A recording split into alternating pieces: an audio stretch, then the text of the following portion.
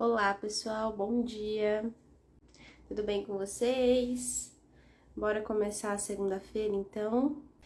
Vocês viram o tema da live de hoje? É um tema que eu gosto muito de falar, gente, que tem feito pequenos milagres aí na minha rotina e na rotina das meninas que eu ajudo. Então, gente, o tema da live é o poder dos pequenos rituais. O que vocês entendem sobre rituais, gente? Coloca aí nos comentários. Nada muito místico, tá, galera? Rituais mesmo, a gente tá falando mais da parte comportamental. Coloca aí o que vocês acham que é um ritual. Me dê um exemplo aí prático. Algo feito todos os dias, meio que são hábitos. Tamo no caminho. O que mais? Vocês têm algum ritual na rotina de vocês? Horários para fazer determinadas tarefas diárias. Legal. Vamos lá falar um pouquinho então. Gente, por que eu chamo de ritual, tá? Tem uma diferença considerável quando a gente fala de ritual, quando a gente fala de hábito e quando a gente fala de rotina. No fundo, esses três termos, assim, que são muito usados hoje em dia, se remetem a uma certa organização, a uma certa frequência, a uma certa recorrência de atividades no dia a dia. O que muda entre eles, muitas vezes, é a intensidade e o que a gente vai fazer baseado em cada um deles. Então, vamos lá. Rotina é tudo o que vocês fazem no dia a dia de vocês. Horários, tarefas que você agenda, as tarefas que acontecem no meio do dia, que são consideradas imprevisto. O que você faz em cada dia da semana, como você faz, a forma com que você encara o seu dia. Isso é rotina, ok? Hábitos, a gente fala de comportamentos que precisam ser guiados e que precisam de uma energia muito maior para acontecer. Por exemplo, supondo que você não faça exercício físico nenhum, que você seja uma pessoa sedentária, você consegue inserir um exercício físico, uma academia, uma hidroginástica, uma luta, que seja na sua rotina, sem forçar aquele comportamento? Se você não faz nada antes? Provavelmente você vai ter muita dificuldade, porque você não tem o hábito, você não treinou o comportamento para somente inserir aquela atividade na rotina e conseguir realizar ela. E isso, gente, para muitas atividades diferentes, por exemplo, o hábito da leitura, né? O hábito de escrever, o hábito de se alimentar mais saudável, o hábito de fazer exercício físico, o hábito de estudar, o hábito de terminar trabalhar a quantidade X de horas por dia. Então, esses comportamentos que entram nesse termo hábito, a gente precisa de uma energia maior e a gente precisa de treino para conseguir colocar eles dentro de uma rotina, dentro de um planejamento, né? Então, a gente pode até falar isso em uma outra live, mas basicamente para o hábito a gente precisa de um estímulo, né? Então, você tem um estímulo do hábito e aí você faz aquela ação e você tem a recompensa. É como se fosse um círculo realmente. Então, para que esse comportamento seja validado, você tem que começar de forma gradual. Você precisa ter o estímulo para que você comece aquele comportamento e você precisa de uma recompensa para sentir que você tá fazendo aquela coisa certa, para sentir que você tá no caminho certo. Isso é um hábito. Então, a gente usa hábitos para mudar gatilhos positivos e negativos, a gente usa hábitos para implementar novos comportamentos na rotina. Depois de um tempo, ele acaba indo para uma via mais automática, e aí ele vira rotina. Você consegue colocar ele e tirar ele da rotina sem maiores dores de cabeça, né? Mas qual que é o tema dessa live, gente? Rituais. E por que eu falo tanto de rituais? Por que eu gosto tanto de rituais? Porque rituais ajudam na construção de hábitos e ajudam em comportamentos diários. Vou dar um exemplo de ritual, tá, gente?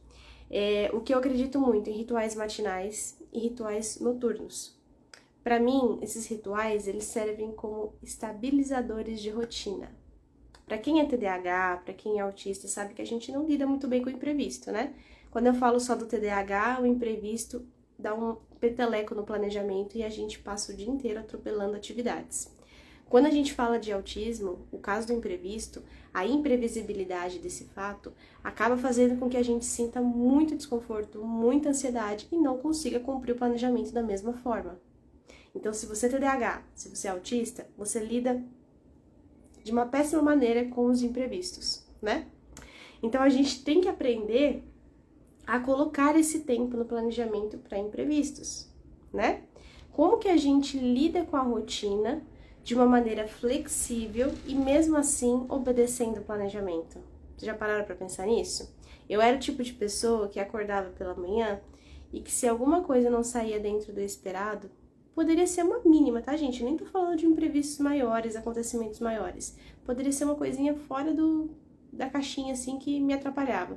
Eu já não queria cumprir o resto do planejamento do dia inteiro, nem da semana. Porque eu era muito rígida mentalmente, olhando o meu planejamento. O que eu escrevia tinha que acontecer, mas eu não entendia lá no fundo que a vida acontece em torno do planejamento. É uma frase que eu uso muito com as meninas. Gente, a vida acontece. Uma coisa é o que a gente se programa para fazer, uma coisa é o que a gente se propõe a fazer, outra coisa é o que realmente a gente consegue tirar do papel. E aí, gente, não tô passando pano para improdutividade ou para procrastinação aqui, tá? Mas existe um limiar que a gente consegue cumprir do planejamento, da nossa rotina, da nossa semana, tá? Sem maiores culpas e neuras aí. Então, esses rituais, eles são comportamentos, uma sequência de comportamentos que ajudam a estabilizar a rotina, né? Já falei aqui em umas outras lives, gente, que TDAH e autista tem muita dificuldade em processo. A gente até pode ser muito sistemático, mas a gente tem dificuldade em processo. Então, muitas vezes eu acordava pela manhã e eu ficava olhando assim de cara pra cima na cama, falando assim, meu Deus, o que eu vou fazer? Eu tinha um planejamento enorme, uma lista de coisas enorme para fazer naquele dia, mas eu não sabia qual era o meu primeiro passo. Era uma paralisação. Eu não sabia se eu levantava primeiro, se eu fazia higiene pessoal, se eu me trocava, se eu tomava café, se eu já começava a ler, se eu começava a trabalhar, se eu saía de casa. Eu sabia que eu tinha que sair de casa, por exemplo, às 8 para trabalhar, mas esse meio tempo entre acordar e as 8 horas da manhã, totalmente perdida, totalmente a par da minha realidade. Porque, gente, por conta dessa dificuldade de processo, muitas vezes a gente não enxerga o que tem que fazer, né? Se eu falar isso pra uma pessoa neurotípica, ela vai falar assim pra mim, nossa, mas que estranho, como assim? Você tem dificuldade em pensar se você vai levantar da cama e colocar roupa? Tô dando exemplos muito simples, mas a gente acaba sentindo esse tipo de dificuldade, né? Coloca isso no comentário, gente, se vocês já tiveram isso. A gente sabe o que tem que fazer, mas muitas vezes o primeiro passo a gente não consegue dar. Já tive relatos de alunas que acordavam também, sentiam essa paralisação e elas ficavam paradas na frente do banheiro pensando. E aí elas pensavam tanto, ensaiavam tanto aquelas ações, que elas perdiam a hora dos compromissos que elas tinham agendado. Gente, não dá pra viver uma vida assim, né? Fora a ansiedade que isso gera. Uma outra coisa, rotinas noturnas também. Então eu chegava do trabalho hiper cansada, com um monte de coisas na minha lista pra fazer, e geralmente eu não sabia o que fazer. Aí eu ia pro sofá e ficava morrendo no sofá o resto da noite. E super culpada por não conseguir cumprir o que eu precisava fazer. Ou não me dar um descanso devido, porque quando a gente tá nessa situação, nesse meio termo, nem descansar de fato a gente consegue, mesmo que a gente esteja largado no sofá. Então, esses períodos onde a gente não sabe o que fazer, que a gente se sente paralisado, que são conectores aí com compromissos maiores, né? Então, no trabalho, eu funciono muito bem. Ok, mas e depois do trabalho? E quando eu tô pela minha conta? E quando eu tenho que fazer algo por mim? E quando é eu que domino a minha tarefa? Será que eu sei entrar e sair da forma correta? Às vezes não, né? Então é para isso que eu uso os rituais, gente, principalmente rituais matinais e noturnos. O que seria esse de ritual que a Ellen tá falando tanto? Gente, são coisas simples, então eu tenho uma ordem para fazer pequenas ações antes de começar o meu dia. Então, antes de eu começar a minha primeira tarefa do dia, que tá agendada, que tá escrita lá no meu planner, na minha agenda, na minha planilha, seja onde for, eu tenho que acordar, ok, né, obviamente, levantar da cama, ordem das coisas, xixi, higiene pessoal, me trocar, e aí tomar café quando eu tomo, tomar um gole de água, ou fazer a minha leitura, ou responder algumas mensagens que eu tenha de manhã, e aí sim começar a fazer as minhas outras atividades. Eu tenho uma ordem. À noite eu sempre chego, tomo banho, me troco, coloco uma roupa muito confortável, tomo água, porque eu tenho que colocar isso na minha rotina, senão eu não lembro de fazer. E aí eu arrumo minha bolsa do dia seguinte. Eu tiro papéis, eu tiro chave, documento, alguma coisa de comer que tenha na mochila, algo assim, e eu já deixo a minha bolsa pronta para o dia seguinte, porque é uma dor de cabeça a menos que eu tenho. Então eu sempre faço as coisas na mesma ordem. Ellen, muitos profissionais falam que rotinas assim para pessoas autistas acabam sendo muito engessadas, que acabam travando mais o paciente. E veja, gente, eu não acredito em rotinas extremas, porque eu já tive, já senti na pele, e só traz malefícios. Mas a gente não tá falando de uma rotina inteira programada. A gente tá falando de pequenos momentos do dia que servem para estabilizar os seus comportamentos. Então, quando eu acordo pela manhã, eu já sei o que esperar. Enquanto o meu cérebro está sendo ligado, enquanto aquela ansiedade de começar o dia está diminuindo, enquanto a minha frequência cardíaca está abaixando, enquanto eu estou me situando, acordando, porque eu demoro para acordar, gente, não sei vocês, mas eu demoro para acordar. Eu sei exatamente quais são os passos, o meu ritualzinho da manhã, que é automático, que vai me ajudar a me colocar dentro da realidade. Inclusive, me ajudar na percepção de tempo. Eu já cheguei, tipo assim, a acordar às 7 e levantar da cama às 10, porque eu não conseguia me mexer. Ansiedade, não saber o que fazer, medo de encarar o dia. Muita coisa acontece entre você sair da cama e você realmente estar em pé ao lado dela, né? Então, eu tenho uma ordem de pequenos passos pela manhã. Higiene pessoal, me trocar, pequenas ações. Depois do almoço, que é um período também meio esquisito pra mim, né? Eu funciono muito bem com as coisas agendadas, só que nesses intervalos onde a gente não tem muito definido o que tem que fazer, eu tenho muita dificuldade. E sempre tive, tá, gente? E aí, escrever esses pequenos passos me ajudou a lidar com essa ansiedade, com essa paralisação. Hoje em dia, a maioria dos meus rituais eu não escrevo, porque se tornou muito automático. Só que por muito tempo eu tinha eles escritos, ou em post-it, ou no papelzinho branco ao lado da cama, ou na agenda. Eu tinha escrito lá, ritual da manhã, fazer isso, isso, isso. E sempre que eu me sentia paralisada, eu ia lá ler essa listinha de pequenas tarefas. Gente, eu chamo de tarefa, mas não é algo que você tem que ter anotado lá o horário certinho para fazer. É só uma ordem realmente. Então, além de estabilizar a rotina de manhã e à noite, que pra mim são períodos críticos, porque geralmente eu tô acordando de manhã e tem a questão da ansiedade, e à noite o meu cansaço e muitas vezes as minhas crises de sobrecarga me atrapalham, eu tenho alguns rituais para tarefas específicas. Então, quando eu preciso cozinhar, exatamente, gente, a maioria das vezes durante a semana eu não cozinho muito, porque eu já deixo tudo adiantado no final de semana, às vezes congelado. Acaba sendo um pouco mais prático para mim quando eu tô em plantão, quando a gente tá correndo aqui em casa. Mas quando eu preciso fazer, né, comida do zero, arroz, feijão, macarrão, mistura, tudo junto, eu tenho um ritual. Para que eu não faça uma bagunça generalizada na cozinha e para que eu não demore muito no processo, né? Eu gosto de cozinhar, mas muitas vezes eu não tenho 2 ou 3 horas para dar para aquele momento, por conta da minha rotina de trabalho. Então eu preciso fazer o quê? Otimizar o processo. Então, qual que é o meu ritual na cozinha? Primeira coisa, esvaziar a bancada, limpar a pia, conferir se tenho panelas vazias, né? Já falei isso em outra live, eu moro no apartamento e a gente tem muitos utensílios de forma reduzida, então eu não tenho, sei lá, 10 panelas, eu tenho acho que 3 ou 4 panelas, então eu preciso saber se elas estão disponíveis, limpas, vazias e prontas para serem usadas. Esse é um passo. Outro passo, tem mistura descongelada? Aqui em São Paulo a gente chama de mistura, não sei como é que vocês chamam, mas tenho carne, frango, sei lá, o que eu vou comer com arroz e feijão? Tem descongelado? Ok. Tem arroz e feijão? Ok. Conferir. Tem tempero? Ok. Deixo tudo no fogo. Coloco o timer, coloco o alarme, seja no celular, seja no timer mesmo físico. E aí, enquanto isso tudo acontece, eu vou ajeitando fisicamente algumas coisas que eu preciso dar manutenção na cozinha.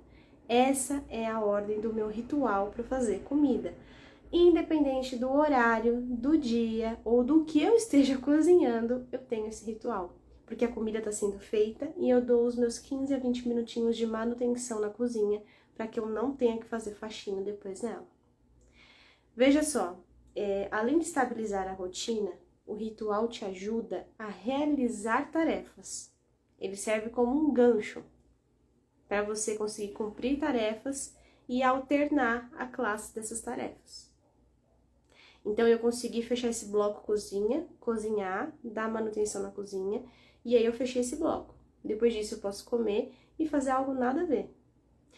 Ler, trabalhar, ou se não limpar outra parte da casa, ou sair de casa. Então, me ajuda a pensar e a levar o meu dia de uma forma que faça realmente sentido. Gente, tô falando muita besteira? Faz sentido o que eu tô falando? Coloca aí nos comentários. Deixa eu ver aqui os comentários.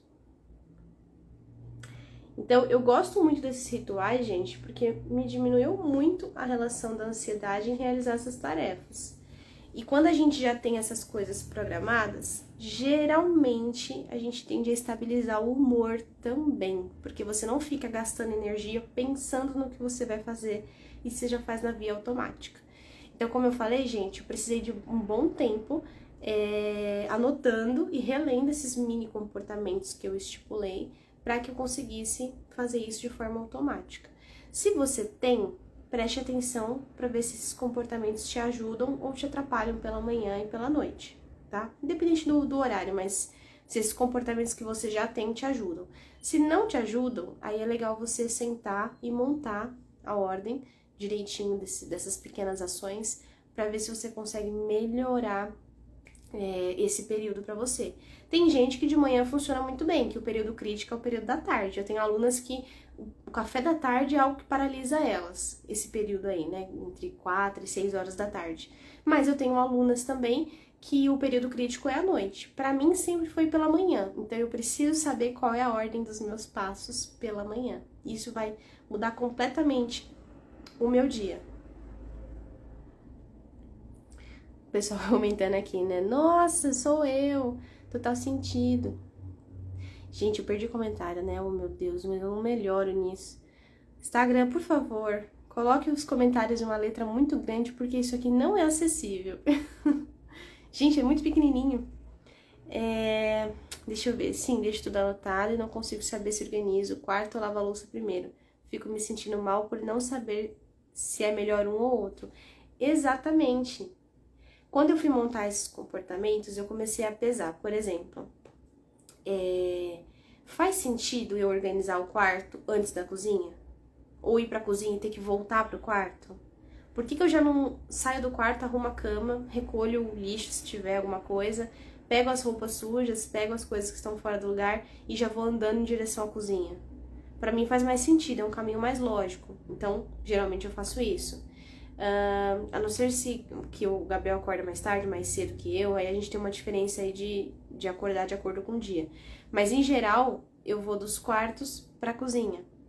Geralmente, a cozinha é a que concentra a maior parte da bagunça, porque aí eu levo a bagunça dos quartos, da sala, do banheiro, que aí a cozinha já tem a área de serviço junto. Então, pra mim, eu faço um caminho lógico.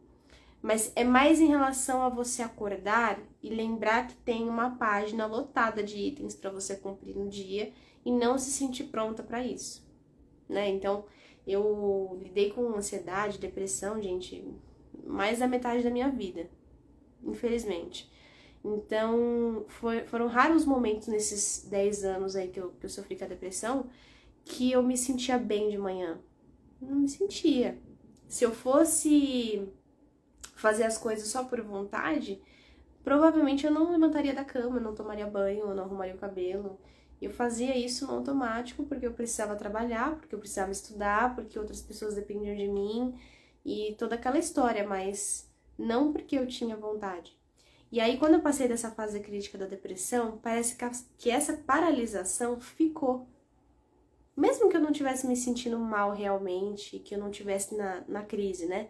Mas eu sentia essa paralisação, eu achava muito esquisito, porque eu queria fazer, eu já tinha anotado um dia antes, eu tinha me planejado, e eu não conseguia decidir o que fazer primeiro. Então eu precisava, sim, de um momento automático, de um momento mais anestesiado para começar o dia, posso falar assim, né? De pequenos comportamentos, de pequenos passos, até que eu religasse e me sentisse pronta para começar o dia de fato ou para terminar o dia. A Lei colocou aqui, amo passo a passo. Eu também, gente, eu amo, porque a minha dificuldade é imensa. E olha que assim, eu não sabia que eu tinha essa dificuldade real até o diagnóstico de autismo. Basicamente, eu sabia que eu era um pouco atrapalhada, mas até o diagnóstico de autismo eu não entendia as raízes do problema.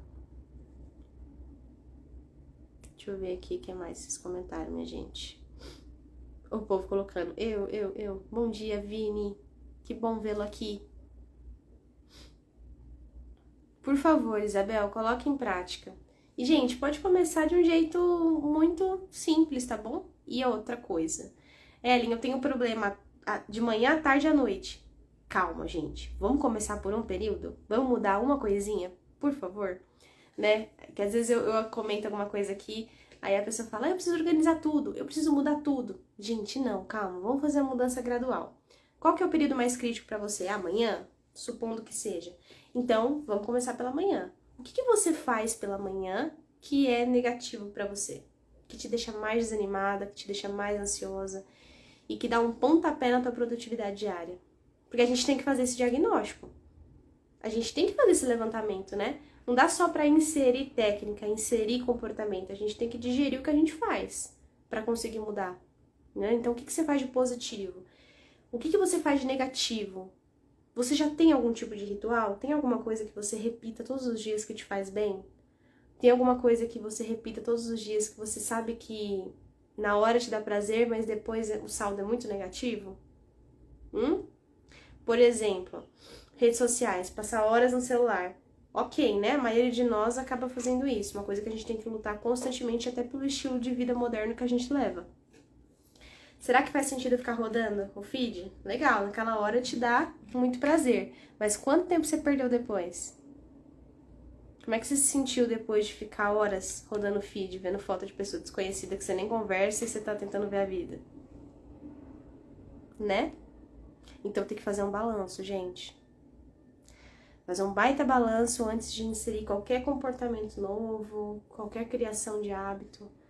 Né? Eu acho que esse é um dos principais motivos que, em geral, as pessoas têm tanto problema com organização, com rotina. Porque a gente quer soluções mágicas, a gente quer novas técnicas, a gente quer ajuda, a gente quer mudar, só que a gente não faz um balanço dos nossos comportamentos. E ninguém tá falando que vai curar de um dia pro outro, tá? Mas ter consciência deles e saber se aquilo é positivo ou negativo pra tua vida é, assim... Olha eu chutando um negócio aqui. É de extrema importância. Ó, o pessoal falando aqui, amo meus rituais, fazem muita diferença na minha rotina. Eu vivo de ritual em ritual, gente. Até pra live, vocês acreditam? É uma coisa que vocês não sabem, né? Que eu vou até brincar aqui. Se fosse há uns 3 meses atrás, eu não faria lives, de jeito nenhum. Não conseguia fazer lives. Precisei criar vários rituais para conseguir fazer as lives aqui para vocês. Por N motivos, né? Mas um deles era esse.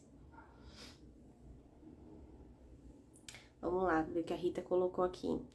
O meu problema é que eu já tenho as tarefas na via automática, mas no meio do caminho desvio para coisas nada a ver. Tipo, estender a roupa no quintal, desvio para cuidar das plantas. Então, gente, ó, deixa eu falar uma coisa. Os rituais, eles não são tarefas, tá? Vamos deixar isso claro aqui. Limpar a casa não é um ritual. Dobrar a roupa não é um ritual. Os rituais, eles são uma série de mini comportamentos que não necessariamente são tarefas, que te fazem entrar em ação, tá? Então, repare uma coisa. Escovar os dentes é uma tarefa, gente? Se você não tiver 7 anos de idade, escovar os dentes não é uma tarefa. Ele é um comportamento, né? Você não precisa agendar. Você escova os dentes depois que come, todas as vezes. Você sabe isso. É medular. Tá dentro de você. Então, quando eu tô fazendo meu ritual matinal, eu só tenho uma ordem diferente para comportamentos. Então, eu acordo, geralmente eu já deixei a roupa ok na minha cabeça, ou separadinha mesmo no dia anterior. Aí eu faço higiene pessoal, geralmente eu gosto de tomar banho, sempre que eu posso, porque eu me sinto muito melhor quando eu tomo banho. Aí faço a higiene, né, me troco, geralmente passo uma maquiagem, alguma coisa assim. Tô sempre aparecendo aqui, ou senão eu vou sair de casa. Aí eu vou lá, abro a geladeira, ponho água. Aí eu gosto de abrir a janela da lavanderia e ver o solzinho bater. Eu tenho esses mini comportamentos, veja, não são tarefas de fato. Eu não saio recolhendo lixo assim que eu acordo, limpando assim que eu acordo, mas eu preciso desse momento para me ligar na realidade, como se tivesse um interruptor, né? Então, esses rituais, eles ajudam na realização de tarefa, muitas vezes eles conectam blocos da sua rotina, conectam o bloco matinal com o vespertino, com o noturno, te ajudam na realização, mas não são tarefas propriamente ditas, tá?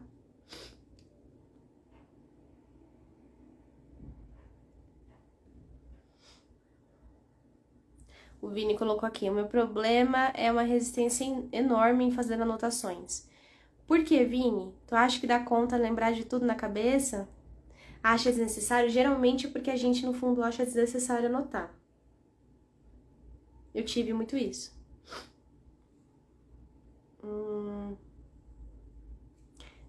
Doutora Isa, eu ainda tenho que descobrir os meus pontos críticos, que por enquanto é para acordar, no café e no almoço, etc. Tá, café da manhã?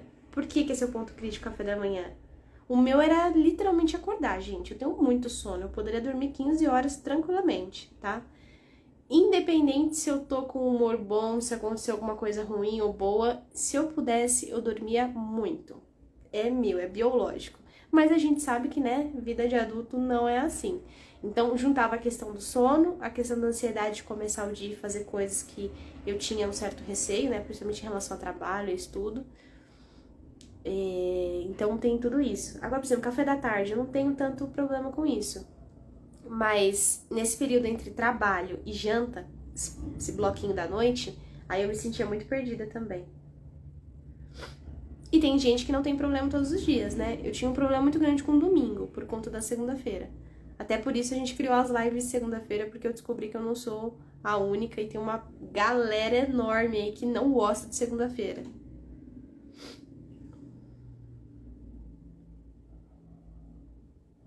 A Simone colocou aqui pra ir anotando enquanto lembra das coisas. Muito bom, eu gosto. Desde que você veja as anotações depois. E se for anotações importantes, coloque no seu planejamento. Não adianta só anotar e perder o bloquinho, viu, gente? Isso aí não funciona, não.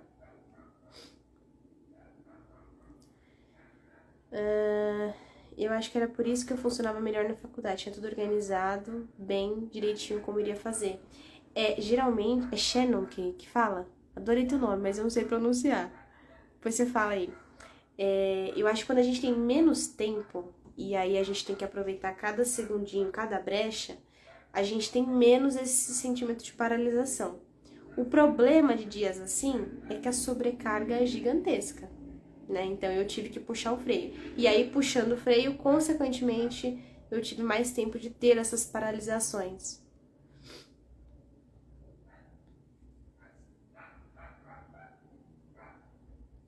Eu também amo, se pudesse faria tudo assim. Eu pensava que era preguiçosa e indecisa. Não, acredite. Porque uma pessoa preguiçosa, ela pensa na tarefa e ela fala assim, eu não vou fazer isso. Não sou obrigada, não quero, não faz sentido. Vou deixar para fulano fazer, por mim.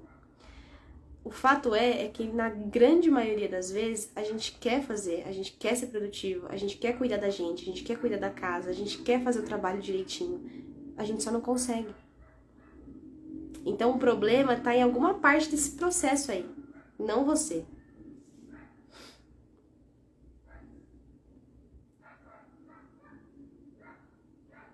Então, você falou aqui, ó, hoje eu tenho muita vontade de fazer muitas coisas, mas eu não consigo fazer, tipo, criar conteúdo ou ir no mercado. Qual é a necessidade de cada um deles? Por que você está fazendo cada uma dessas tarefas? Qual é o horário adequado? Criar conteúdo pode ser no final do dia? Não, né? Você já tá cansada, sem energia e criatividade. Geralmente, criar conteúdo, esses processos criativos, tem que ser pela manhã ou no começo do teu dia. Ir no mercado é algo mais mecânico. Você pode no final da tarde. Ou pode separar um dia da semana só para resolver coisas na rua.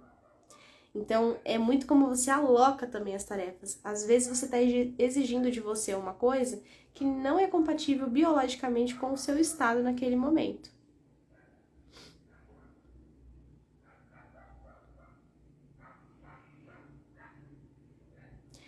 Minha filha tem 7 anos, vejo que ela é muito parecida comigo, quero ajudar ela a ter um ritual.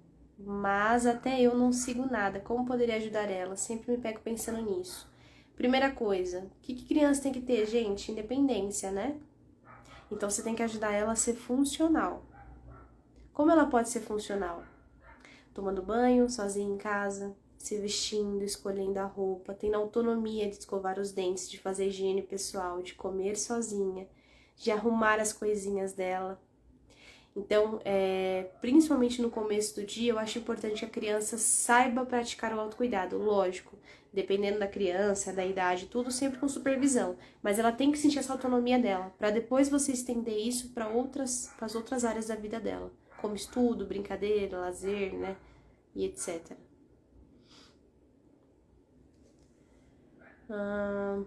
Depois fui superando muitas coisas no psicológico, mas essa parte virtual eu nunca fiz e tenho esse problema.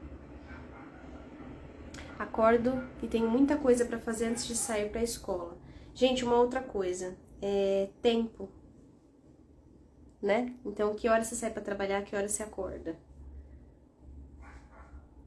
Será que quando você chega em casa é interessante você colocar tarefas que te cansam mais? Ou deixar essas tarefas mais pesadas pela manhã, que você tá mais descansada?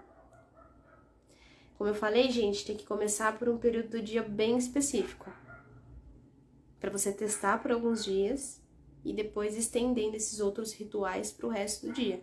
Hoje em dia eu tenho um ritual para quase tudo na minha vida. Alguns acabam sendo redundantes, porque eu iria fazer a tarefa da mesma forma, só que eu ainda pratico pelo conforto que isso me traz.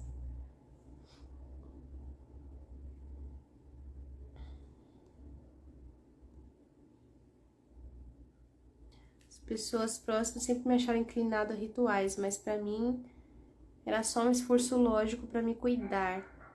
Então, aí depende, né, Vini? Assim, eu sempre brinco, né? Tem rituais que não agregam em nada e tem rituais que pra gente, que nós somos pessoas neurodivergentes, ajudam muito. Tá muito na intensidade, no porquê e como você faz. Bom dia, Tereza.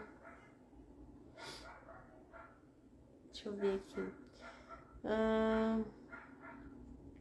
Pois é, guria. Shannon, uma coisa, olha. Eu não anoto a tarefa no dia que eu vou fazer ela, né? Aqui tem que ter antecipação. Geralmente eu escolho um dia da semana para planejar de forma macro a minha semana, colocar os compromissos fixos e que tem horários fixos, trabalho, médico, enfim, atendimento e etc. E aí, ao longo da semana, eu vou colocando pequenos detalhes no planejamento. Mas geralmente eu não tiro um dia útil só para planejar, porque realmente não faz sentido, porque você já planejou, você já tá um dia atrasada e parece que você fica só no âmbito da teoria, né? Então, geralmente... Ai, que coceira. Geralmente eu planejo no domingo e já começo segunda-feira com as coisas mais ou menos rodando. Mas não precisa ser domingo, tá, gente? Pode ser na segunda e a sua semana começar na terça. Isso independe, mas desde que você faça pelo menos com 24 horas de antecedência. Veja, gente, vocês sempre vão ter dados e coisas para anotar no planejamento. Mas o geral, o macro, as coisas mais importantes, elas já tem que estar planejadas com um pouquinho mais de antecedência.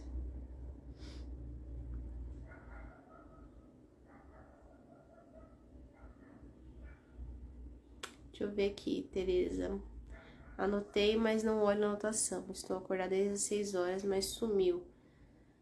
Vamos lá, gente. Onde você anota? Para quem tem problema com isso, gente, anotar sempre no mesmo lugar, deixar sempre no mesmo lugar, né? Para você poder consultar. Não confiar na memória. Eu tenho uma memória boa, mas eu não confio nela, porque se eu colocar tudo na cabeça, eu vou me sentir sobrecarregada. Isso é batata. No final do dia, eu vou estar me sentindo muito mal, sem nem saber por quê.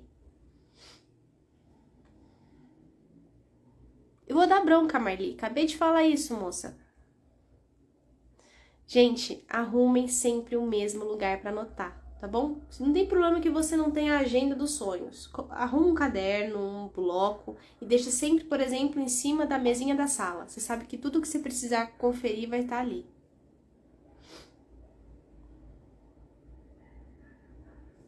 Ah, Vini, suspeitei que fosse isso, Vini. Ó, gente, o Vini tá falando aqui. Às vezes imagino que eu não anoto, porque fazê-lo seria afirmar pra mim mesmo que eu tenho capacidade de memorizar e administrar minha vida de forma independente. Vamos lá, Vini. Qual que é a importância real de você lembrar que você tem que comprar alguma coisa no mercado, fazer outra coisa, isso, várias tarefas na cabeça? O que que isso prova? Inteligência? Não. Prova que você tem uma boa memória. Tá, ok. Mas vale a pena? Sabe por que eu tô falando isso? Às vezes eu preciso de muita criatividade para produzir as coisas aqui pro perfil. Preciso me preocupar com o meu trabalho, preciso estar concentrada porque eu trabalho com cirurgia. Então, por que eu vou ficar ocupando a minha mente, sugando a minha força criativa, as minhas energias, as minhas colheres de energia, que a gente já falou aqui sobre isso, com uma lista de tarefas que eu preciso comprar no mercado, uma lista de itens que eu preciso comprar no mercado e ficar repetindo ele constantemente, se eu posso usar essa força mental e essa energia para pensar no procedimento que eu tô fazendo lá, para cuidar do meu paciente, para planejar uma aula nova para as minhas alunas, para produzir um conteúdo aqui para vocês. Então tá muito para onde você direciona essa energia. Se você pode anotar, por que você vai ficar repetindo essa lista na sua cabeça constantemente?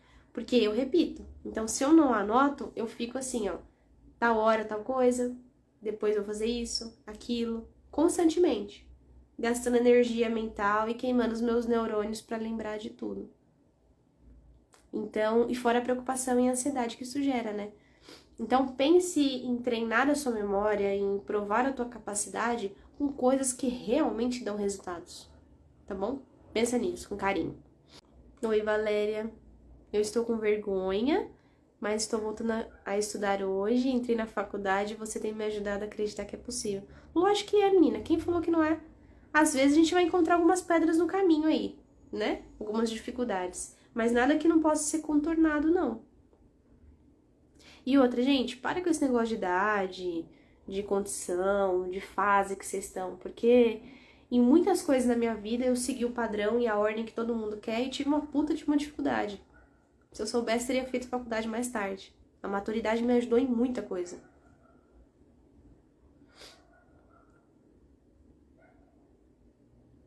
Aline, rotinas extremas, né? Oscilar entre organização extrema ou deixar tudo caindo na cabeça. É a maioria. Tem dia que você acorda inspirada e que você quer praticar, por exemplo, minimalismo. E aí no outro dia você quer comprar 5 pares de camiseta iguais. 5 pares de meias iguais. É normal. Muito TDAH isso, tá?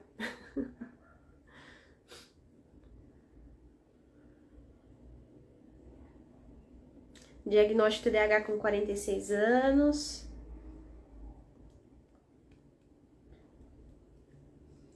Gente, vou só comentar uma coisa para finalizar com esse último comentário aqui.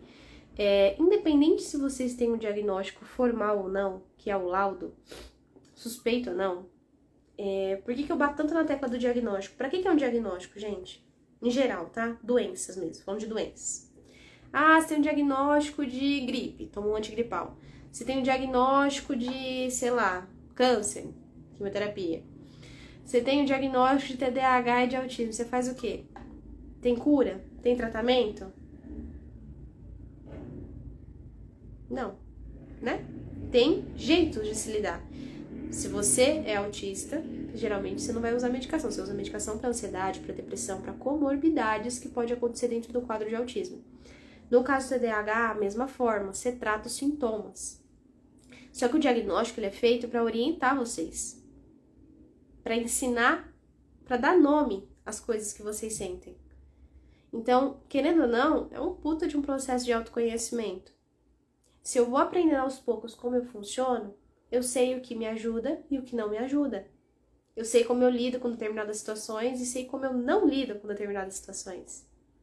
Então, entender funcionamento é um dos principais pontos de se obter um diagnóstico. Mas não significa que você precisa do diagnóstico para mudar a sua vida.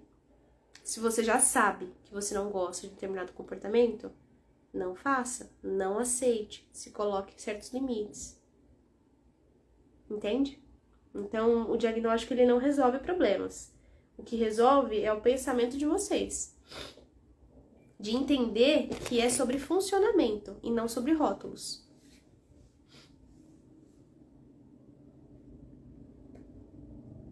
Vou deixar salvo sim, gente. Vai lá cuidar do bebê. Fofíssimo, pode ir lá. Beijo. Quinta-feira tem mais. Gente, eu vivia nos extremos também. Em tudo. Eu brincava assim antes do diagnóstico, né? Ai, que eu sou muito intensa. Era balela, gente. Sou intensa nada. Eu adoro uma rotina. Eu era intensa nos meus pensamentos, nos meus comportamentos e que, infelizmente, na maioria das vezes, só me trazia prejuízo. Né? Então não dá pra continuar assim, né, minha gente? Estamos conversadas? Fez sentido o que a gente conversou hoje aqui? Vocês colocarem alguma coisa em prática? Tira foto, me marca, manda um direct pra saber como é que vocês estão indo também. Tá bom? Gente, próxima live então é quinta-feira. Coloco o horário pra vocês, acredito que vai ser às 8 a live. E vou abrir caixinha hoje, podem mandar pergunta, a gente vai respondendo aí. E eu sempre confirmo um dia antes, tá bom? Peço encarecidamente que vocês entrem aqui no perfil pra confirmar na quarta-feira à noite se vai ter live. E eu acredito que sim, fé no pai que meus plantões vão ser todos que estão agendados essa semana. Mas a gente nunca sabe. Tá bom, minhas queridas? Um beijo, fiquem bem. Eu espero vocês na quinta-feira. Uma ótima segunda-feira. Se cuidem. E qualquer coisa, vocês sabem onde me encontrar por aqui. Beijão, gente. Tchau.